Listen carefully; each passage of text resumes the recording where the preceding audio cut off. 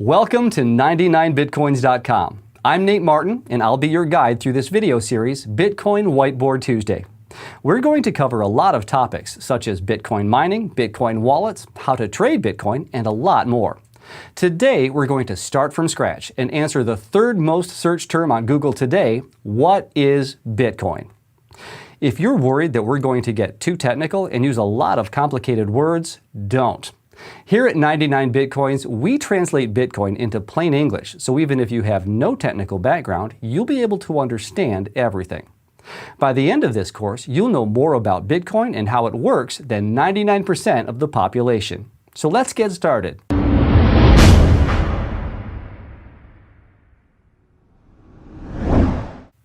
Before we talk about Bitcoin, I want to take a moment and talk about money. What is money exactly?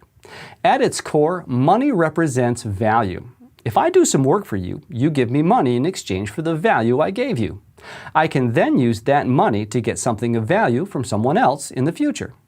Throughout history, value has taken many forms, and people have used a lot of different materials to represent money. Salt, wheat, shells, and of course gold have all been used as a medium of exchange.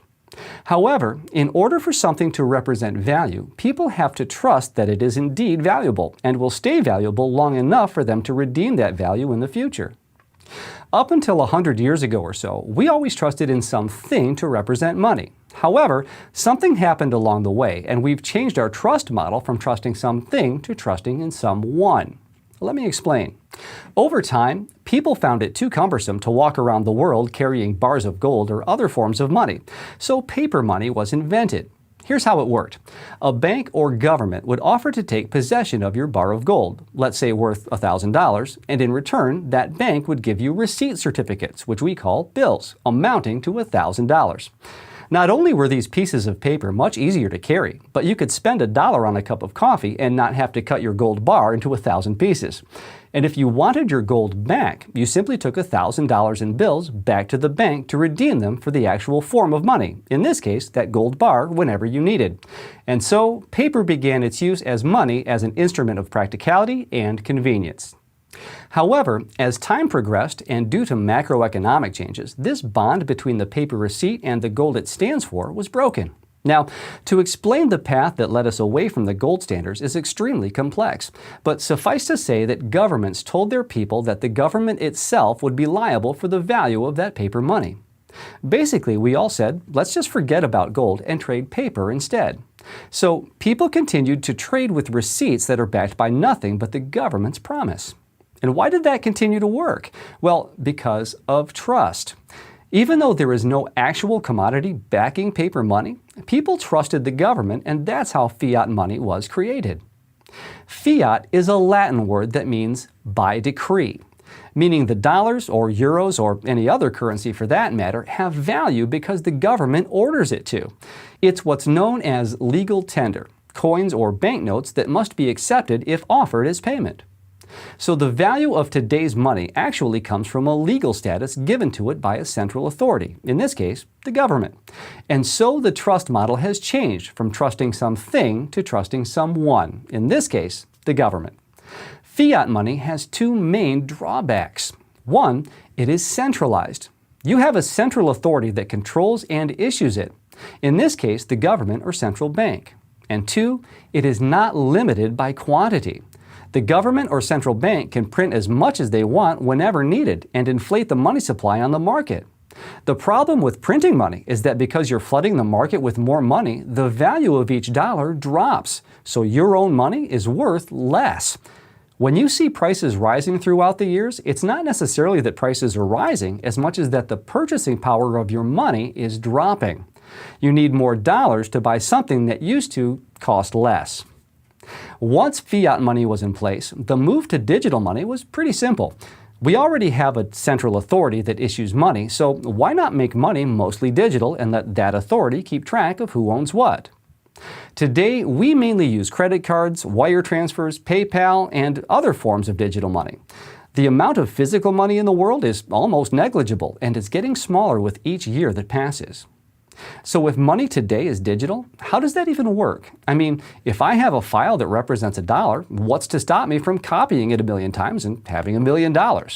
This is called the double spend problem.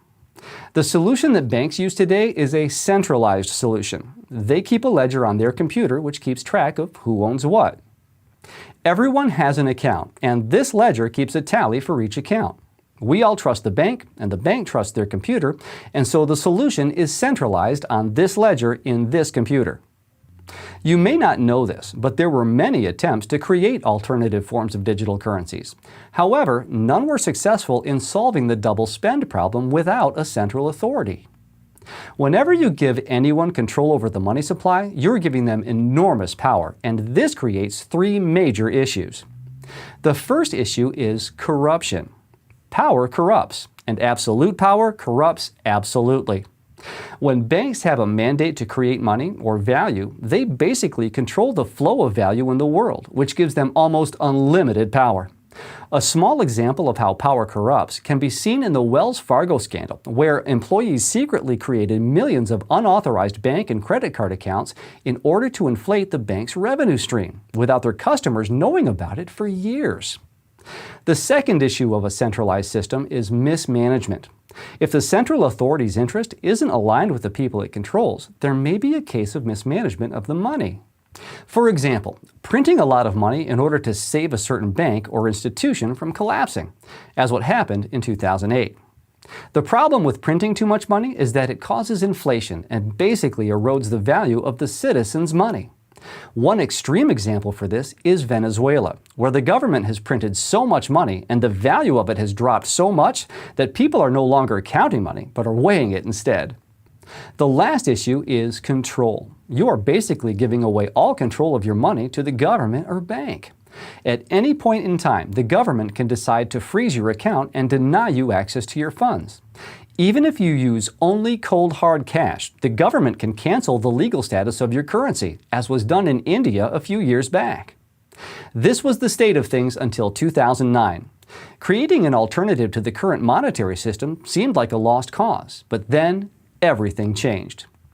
In October of 2008, a document was published online by a guy calling himself Satoshi Nakamoto. The document, also called a white paper, suggested a way of creating a system for a decentralized currency called Bitcoin. This system claimed to create digital money that solves the double spend problem without the need for a central authority.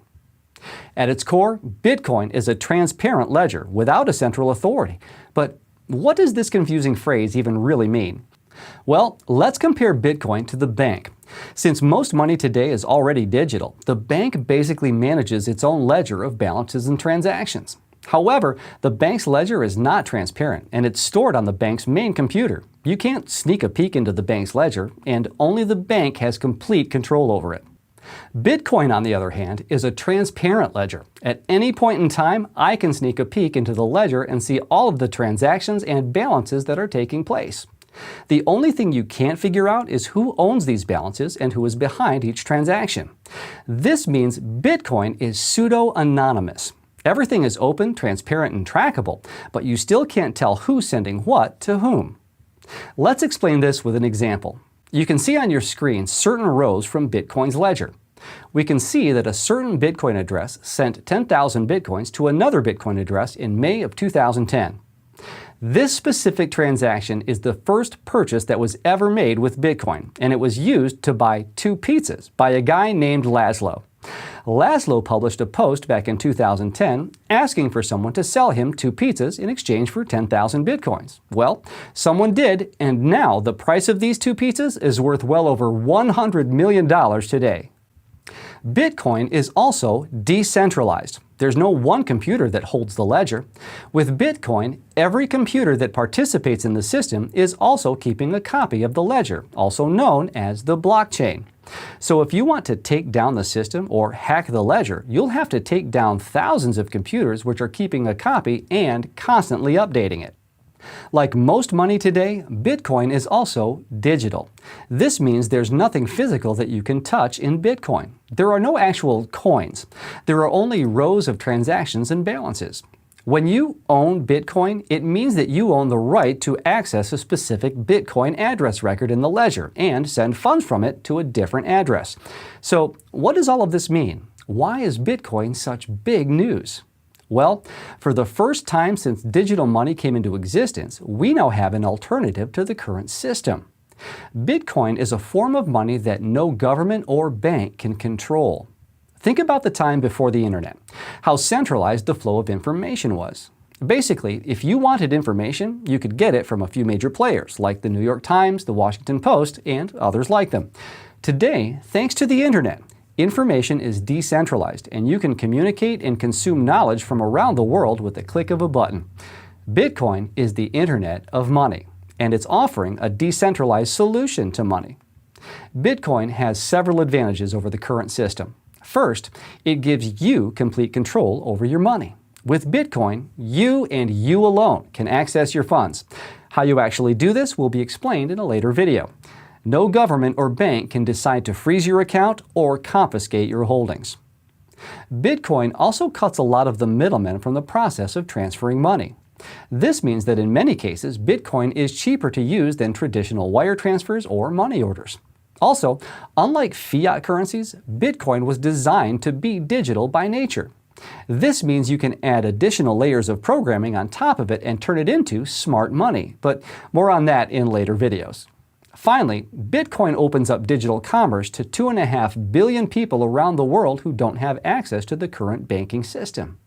These people are unbanked or underbanked because of where they live and the reality that they've been born into. However, today, with a mobile phone and a click of a button, they can start trading using Bitcoin. No permission needed. Today, there are several merchants online and offline that accept Bitcoin.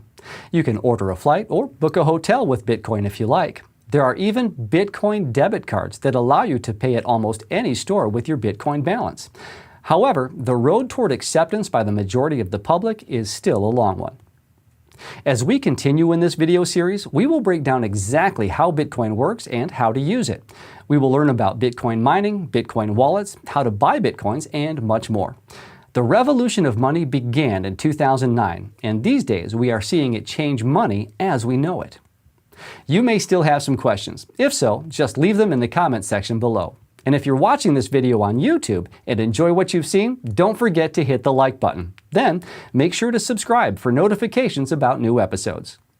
Thanks for joining me here at the whiteboard. For 99bitcoins.com, I'm Nate Martin, and I'll see you in a bit.